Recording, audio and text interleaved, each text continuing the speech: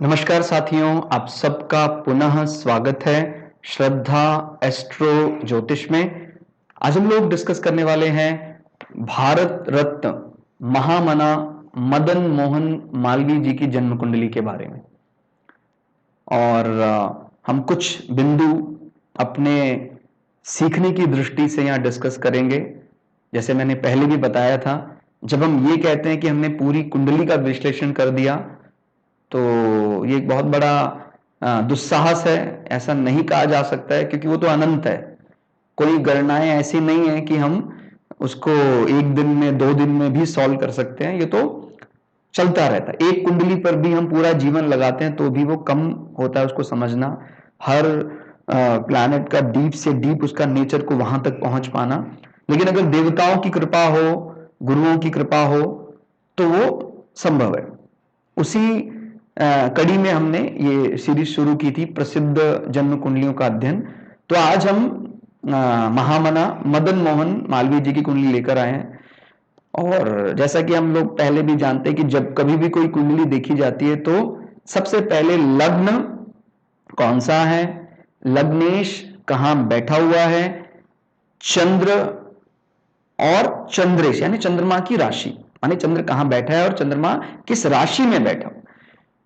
तो कर्क लगन वालों के लिए क्योंकि चंद्रमा ही वो लग्नेश बन जाता है तो थोड़ी छूट मिल जाती है। फिर वो माने उसके लिए फिर अलग नहीं देखना है कि चंद्रमा को, वो लग्न को ही देख रहे हैं। अभी चंद्रमा कहां बैठ गया, मन का स्वामी और शरीर बुद्धि।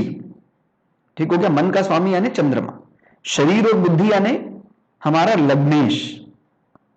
विदेश में रहना लग्नेश से ज्यादा तय किया जाता है, लेकिन हाँ, मन का स्वामी चंद्रमा भी विदेश में सेटल कराता है, इसमें कोई दो राय नहीं।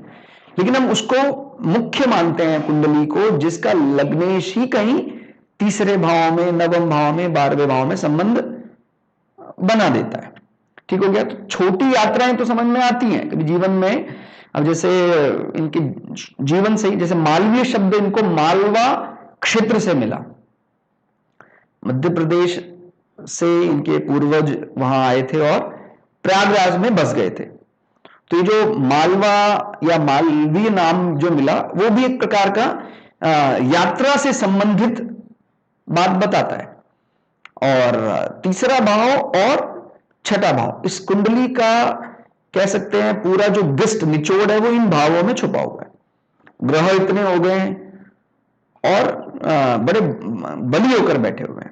ये देखिए, पहली बात तो ये, जब भी हम कभी अपने राशि स्वामी को स्वग्रही जैसा पाते हैं तो वो बहुत बली बन जाता है। और राशि स्वामी का संबंध अगर वाणी से हो, जैसे महामना मदन मोहन मालवीय जी का कहते हैं भाई सबसे बड़ा गुण क्या, अगर एक मैं बताना हो, कहते हैं वाणी उनकी ऐसी थी, विरोधी भी उनकी वाणी सुनकर परास्त हो जाते थे। माने बोलते ही नहीं थे, परास्त क्या माने, वो स्वीकार कर लेते कि भाई इनके जैसा हिंदी का ज्ञान, संस्कृत का ज्ञान, आंग्ल भाषा का ज्ञान, वो यहां से भी समझ में आता। भाई चंद्रमा बृहस्पति शुद्ध ज्ञान, शनि पाश्चात्य जो संस्कृति है उनका ज्ञान, उसको फॉर्मली डिलीवर करना। क्योंकि तीसरे भाव को हम सामान्यतः किसके साथ जोड़ते हैं, तीसरे भाव का संबंध होता है हमारे फॉर्मल कम्युनिकेशन के साथ। हमारा जो सांसारिक व्यवहार है, हमारे जो इनिशिएटिव है, वो तीसरे भाव से संबंध बनाते हैं। अभी मैंने बोला बुद्ध स्वग्रही जैसा बर्ताव कर रहा है, क्यों? क्योंकि बुद्ध और बृहस्पति में परिवर्तन योग बन रहा है। ठीक हो गया, बृहस्पति बुद्ध के घर में, बुद्ध बृहस्पति के घर में, स्वग्रह जैसा फल देगा। ठीक हो गया।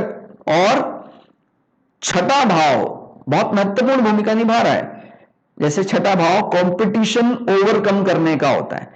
कोई भी प्रपोजल जो महामना ने रखा, ये उपाधि बहुत रेयर है, महामना सबको नहीं मिलती है।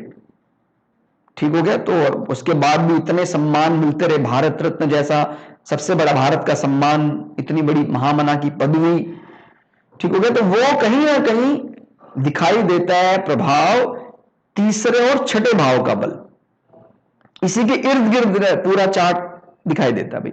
कम्युनिकेशन, सभी भाषाओं का ज्ञान, वो बात वहां समझ में आती है। 9वें भाव माने ज़ोडिएक में जो 9 नंबर है वो हायर एजुकेशन के लिए रिजर्व किया गया है। और इस लग्न के लिए छठा भाव भी है वो, तो वो क्या एक प्रकार से वकालत की बात भी करता है। छठे भाव को वकालत और मेडिकल माने औषधियों का ज्ञान भी मदन मोहन मालवीय जी को था, बहुत बढ़िया ज्ञान था। ठीक हो गया। और ये सामान्य नेचर होता है कर्क लगन का, क्योंकि ज़ोडिएक में ये 4 नंबर कहां पड़ता है, 4th हाउस में, जो मातृभूमि की बात करता है, जमीन की बात करता है। तो मातृभूमि से अगाध प्रेम रहा। जो भी इन्होंने स्थापनाएं की, चाहे बनारस हिंदू यूनिवर्सिटी की स्थापना रही हो, इस प्रकार की सैकड़ों, अगर हम अच्छे से देखते हैं, कई शहरों में मदन मोहन मालवीय जी के कार्य के कारण ऐसी कई स्थापनाएं दिखने में आती हैं। और उसके पीछे एक ही मकसद यही था कि भारतीय संस्कृति को बढ़ावा मिले। ठीक हो गया। अपना मान सम्मान यश बढ़े, ऐसा कोई विचार नहीं रहा। ठीक हो गया। तो वो अपने को ध्यान रखना है कि ये मुख्य मुख्य भाव इर्द गिर्द घूमते हैं। ठीक हो गया। और तीसरे भाव में यात्राएं तो दिखाता ही है, तो जीवन में से के साथ यात्राओं का अच्छा संबंध रहा, घूमते रहे, क्योंकि लग्नेश भी हो गया चंद्रमा और राशि का स्वामी भी बुध, यहीं से संबंध बना रहा है। ठीक हो गया। और इन्होंने जो तय कर लिया कि मुझे ये इस छठे भाव को क्या बोला जाता है, कंपटीशन ओवरकम करना। द्वंद्व तो है, ये मानते हैं हम, राहु द्वंद्व देता है, सूर्य के साथ बैठा है, बुध के साथ तो फेवरेबल है, वो द्वंद्व है, लेकिन इस द्वंद्व में सदा जीत इन्हीं की मिली, क्योंकि छठे भाव का स्वामी बृहस्पति स्वग्रही समान माना जाएगा। तो इनिशिएटिव बहुत अच्छे, और उन इनिशिएटिव के कारण अपने को जीत भी मिली। कितना ही कठिन, लोगों ने कहा भाई ऐसा थोड़ी संभव है, इतनी जमीन चाहिए उसके लिए जो आपने मन बना है, लेकिन महामना ने जो तय कर लिया वो फिर उसको पूरा ही किया। सभी के, उनकी वाणी एक वर्ण विशेष के लिए नहीं थी, जैसे मन में आता है कि खाली ज्ञान का देवता बृहस्पति, नहीं, शनि एक डेमोक्रेटिक सिस्टम की बात करता है, सभी वर्णों को मिलाकर चलना।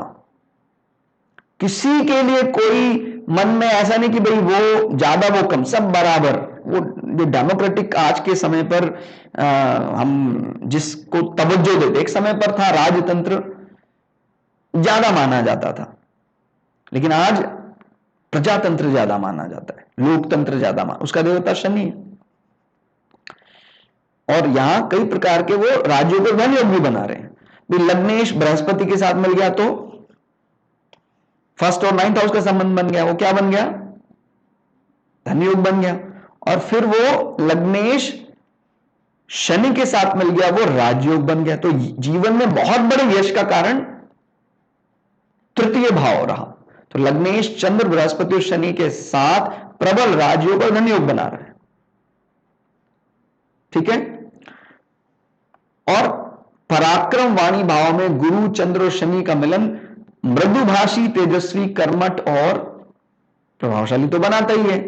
तीसरे भाव से अपने आप को प्रेजेंट किया जाता है, कोई भी बात रखी जाती है समाज में, वो तीसरे भाव से रखी जाती है। और सारी चीजें मुख्य मुख्य अगर आप ध्यान से देखेंगे, इन भावों से ही संबंधित रही। जैसे पत्रकारिता, कभी भी आपने हमारे चैनल में वीडियोस देखे हो, चाहे भृगु संहिता के वीडियो देखे हो या अलग देखे हो, तो पत्रकारिता, कम्युनिकेशन की बात कहां से निकलती है, तीसरे भाव से। और कौन सा प्लैनेट जिम्मेदार होता है, बुध। बुध को बोलना बहुत बढ़िया आता है, सांसारिक विषयों में तो महारत है वो। हाँ, धर्म को डिलीवर करना तो बृहस्पति, और थोड़ा राजसी होकर कोई बात समझानी हो तो फिर शुक्राचार्य, शुक्र। ठीक हो गया। तो वो अलग अलग महत्व है, सभी ग्रहों का। बृहस्पति बुध का परिवर्तन योग स्वग्रही समान फल हमें यहां देता है। फिर षष्ठम भाव में बुध आदित्य योग प्रतियोगिताओं में निर्विवाद दिलाता है। और तीनों मोक्ष भावों में केतु का प्रभाव दिखाई देता है। केतु की 1 2 3 4 5 पांचवी दृष्टि कहां पड़ रही है? Fourth house. फोर्थ हाउस क्या माना जाता है? फोर्थ हाउस माना जाता है मोक्ष का नींव। मोक्ष की नींव फोर्थ हाउस में रखी जाती है। ऐसे फोर्थ हाउस हमारा भवन भी माना जाता है। तो केतु ने अपने भवन के लिए तो डिटैच किया, लेकिन मोक्ष के लिए अटैच कर दिया। ये बहुत बढ़िया है। अपने भवन पर ज्यादा विचार नहीं करते थे महामना कि मुझे मेरे भवन के लिए कुछ ऐसा चाहिए, ऐसा कोई आग्रह नहीं रहा। और केतु अपनी नवी दृष्टि से कुंडली के अष्टम भाव को भी प्रभावित कर रहे हैं। यानी जो मोक्षा प्लैनेट है वो मोक्षा भावों पर बहुत अच्छा संबंध दिखा रहा है। तो बहुत बड़ी स्थिति बन जाती है। और सोशल स्टेटस, सामाजिक प्रतिष्ठा का स्वामी मंगल अपने से साथ होकर फोर्थ हाउस में बैठा हुआ है। वहां से वो दृष्टि भी जमाए हुए है। यानी जो समाज में इनकी इमेज रही वो ऐसे भी बहुत बोल्ड इमेज है इनकी समाज में। ठीक हो गया? तो वो भी अपने को ध्यान रखना है। लेकिन ये स्वयं क्या मानते थे अपनी इमेज के बारे में? वैसे तो लोग है ना भाई, महामना ने जो तय किया है वो पूरा करेंगे। ये लग्न तय करता है ना, ये सामाजिक प्रतिष्ठा, मान सम्मान, लोग क्या देखते हैं। लेकिन महामना मदन मोहन मालवीय जी स्वयं उस स्टेटस के बारे में क्या विचार करते थे वो चंद्र कुंडली से देखें। 1 2 3 4 5 6 7 8 9 10। तो वहां तो दशम भाव में केतु बैठा है जो डिटैचमेंट की बात करता है, वैराग्य की बात करता है। स्वयं वो उस कर्म को डिटैच होकर ही कर रहे हैं। लेकिन समाज क्या मान रहा है कि अरे ये तो बहुत ज्यादा अपनी चीज पे अड़ जाते हैं, जो इन्होंने सोचा हुआ है वो उसको करके रहते, बहुत पोलाइटली करते हैं वो। ये भी यहां एक समझने वाली बात है। मंगल जो कमांडर इन चीफ है वो शुक्र की मूल त्रिकोण राशि में बैठा है। यानी कभी भी उसने पराक्रम का दिखावा नहीं किया। थोड़ा सा मतलब जिसके हाउस में बैठा है मंगल वो शाय प्लैनेट है, शर्मीला प्लैनेट माना जाता है शुक्र। तो पराक्रम को सदा दबकर ही लोगों के सामने प्रेजेंट किया। ये अपने को ध्यान रखना है कि जो जो नेचुरल कारक है, एक तो जैमिनी पद्धति में क्या होता है वो हम आत्मकारक, अमात्य कारक डिग्री वाइज चेक करते हैं। लेकिन पराशरी में क्या होता है वो नेचुरल कारक है। जैसे कोई कमांड की बात कर रहा है, वॉइस की बात कर रहा है, तो मंगल को ढूंढना होगा अपने को। फिर मंगल कहां बैठा हुआ है, मंगल किस राशि में बैठा हुआ है, वहां से समझ में आता है भी अपने कमांड का, अपने वॉइस का नेचर कैसा है। ठीक हो गया? तो वो भी जैसे शुक्र, शुक्र क्या है? शुक्र अगर देखते हैं तो हमारे पति पत्नी के सुख की बात करता है। शुक्र लग्जरी की बात करता है। बैठा किस राशि में है वहां से समझ में आएगा कि शुक्र इनके जीवन में कैसा रहा। वो कमांडर की फेवरेट राशि में बैठा हुआ है। मतलब इनके जीवन में जो शुक्र संबंधी विषय रहा, बहुत वो कर्मठ काम करने में, लग्जरी को कभी भी, मतलब जहां वो रहते थे कोई कमी नहीं रहती थी, लग्जरी की कोई कमी। लेकिन वो क्या समझ कर रहे हैं, क्योंकि ज़ोडिएक में वो क्या है, 10 नंबर, बड़ा कर्मठ माना जाता है। इसलिए बोलते हैं ना, मैं शुक्र को 10 नंबर में थोड़ा सा सतर्क होकर बैठना पड़ता है। वो शाय प्लैनेट है, शर्मीला प्लैनेट है, और उसको आपने कमांडर की फेवरेट राशि में बिठा दिया है। तो मतलब जो हमारा स्पाउस होगा वो भी शाय होकर नहीं रहेगा, काम बराबर करेगा, क्योंकि वो कहां बैठा हुआ है, 10 नंबर में बैठा है। अंतर समझिए, शनि के 10 और 11 में बहुत बड़ा अंतर है। यही शुक्र अगर 11 में बैठ जाए, एक्वेरियस में बैठ जाए, तो 11 नंबर ज़ोडिएक में शुद्ध लाभ की बात करता है। वो समझ में आता है, शुक्र के नेचर से काफी मैच करता है। भाई खजांची है, शुद्ध लाभ की बात कर रहा है, सैलरी की बात कर रहा है, समझ में आता है। लेकिन 10 नंबर में ये ध्यान रखना है, ये इंस्टेंटेनियस इंपैक्ट जो रहेगा पार्टनर का, वो ये यहां से समझ में आएगा। रिजल्टेंट कौन बताएगा? घर का मालिक बताएगा। तो घर का मालिक कहां बैठा है?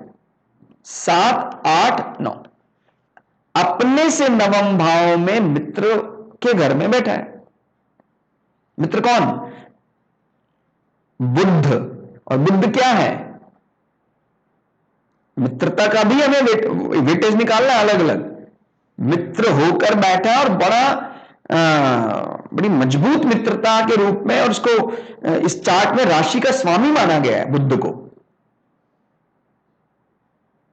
ठीक हो गया? तो पार्टनर का जो रिजल्टेंट रहा वो बहुत बढ़िया रहा। ठीक हो गया? तो ये अपने को ध्यान रखना है कि शुक्र जैसे हमारी राशि में कभी ऐसा, हमारी कुंडली में कभी ऐसा बैठा होता है कंफर्ट जोन में, तो प्रेम उसको मिलता है। वो पति या पत्नी शर्मीले होकर का आपस में मिलन करते हैं। लेकिन जब भी कभी शुक्र किसी एग्रेसिव राशि में, इसका ये मतलब ये नहीं हमेशा कलह करेंगे, नहीं, ऐसा नहीं है। मित्र की राशि है वो, ये भी समझना है अपने को। शुक्र के मित्र है ना शनि, लेकिन वो शुक्र का जो नेचुरल काम करने का तरीका वैसे काम नहीं करेगा। थोड़ा सा शुक्र यानी पार्टनर कर्मठ हो जाता है, बस इतना ही है। तो बहुत चीजें मैंने बताया ना, एक भाव पर भी हम कई घंटे तक कन्वर्सेशन आपस में कर सकते हैं, और वो जरूरी भी है अगर अपने को एस्ट्रोलॉजी का शुद्ध ज्ञान लेना है। लेकिन हम slow and steady wins the race, उसी पर चलेंगे। हम रैबिट नहीं बनने वाले हैं, टर्टल ही बनेंगे। धीरे धीरे धीरे धीरे धीरे अपने गंतव्य तक पहुंच जाएंगे, अपने डेस्टिनेशन तक पहुंच ही जाएंगे। तो दोस्तों आज के लिए फिलहाल इतना ही। आपको क्लास कैसी लगी? जो कुछ मुख्य मुख्य बिंदु हमने रखे वो आप समझ पाए, कितने समझ पाए आप कमेंट करके जरूर बताइएगा। मिलते हैं अगली क्लास में, तब तक के लिए जय श्री भगु पराशरा, जय श्री शुक्राचार्य, नमस्कार।